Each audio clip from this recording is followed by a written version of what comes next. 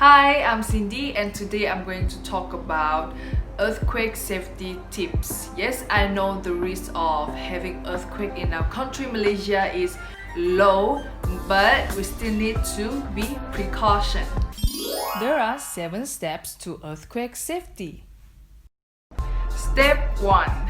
Identify hazard in your home. Majority of injury during earthquake are result of items falling onto people in their homes. These items can include bookcases, cabinets, ceiling lights, and other potential broken glass. Step 2. Create your disaster plan. Store heavy and breakable objects on low shelf.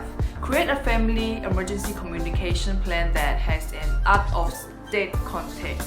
Plan where to meet if get separated. Make a supply kits that include enough food and water for at least 3 days, a flashlight, a fire extinguisher, and a whistle.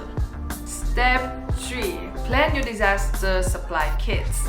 Help might not always available within hours or even days immediately following an emergency. So, disaster supply kit is necessary for survival while waiting for assistance from local officials.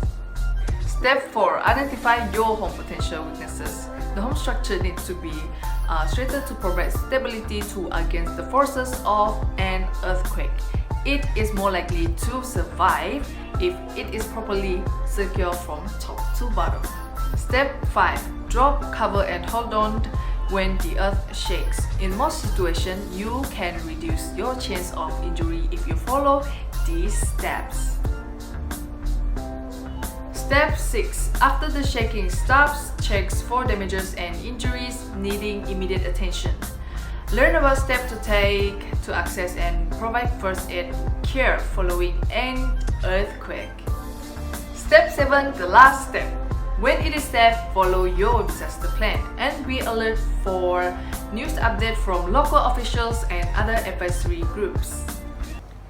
Hello and good morning. I am Nurnaila Nisrina binti Muhammad Aslan from Group 2. So today I will explain the way earthquakes can generate tsunamis. So tsunamis can be generated when the seafloor abruptly deforms and vertically displaces the overlying water. Tectonic earthquakes are a particular kind of earthquakes that are associated with the Earth's crustal deformations. When these earthquakes occur beneath the sea, the water above the deformed area is displaced from its equilibrium positions. So waves are formed as the displaced water mass, which acts under the influence of gravity, attempts to regain its equilibrium. And when large areas of the seafloor elevate or subsides, a tsunami can be created. Besides, large vertical movement of the Earth's crust can occur at plate boundaries. Plates interact along these boundaries called fault.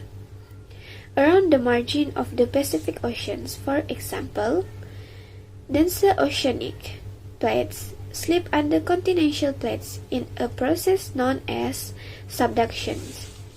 So, subduction earthquakes are particularly effective in generating tsunamis. Thank you, that's all. Hello everyone, I'm Lembakan. Today I'm going to talk about the impacts of volcano. As you guys know, volcano is some of the dangerous natural disaster. The main impact of volcano is a volcano can kill people by the fast-moving lava. The falling ice also can make people hard to breathe. People also can die from the fires and earthquake, which can be related to the volcano. People also can lose their possession as volcano can destroy their house, vehicle, field, and road. Not only that, volcano also can kill plant and animal by the lava flow, which then spread. It can burn the forest, which is habitats of plants and animal. Besides that, volcano also can change the weather. It can cause the rain, lightning, and thunder. Volcano also can have a long term of impacts on the climate, making the woods cooler by the thick smoke of volcano. The thick smoke of volcano cover the earth cover the earth from exposed to the sun. That's all from me. Thank you. Hi guys, my name is Nazwatu Atira binti Saidi. My metric number is 1911-0169. Okay, for today I want to vlog about safety measure to be taken during floods. Okay, so I know all you guys know what is the floods. What is the flood? Flood is a natural disaster, right?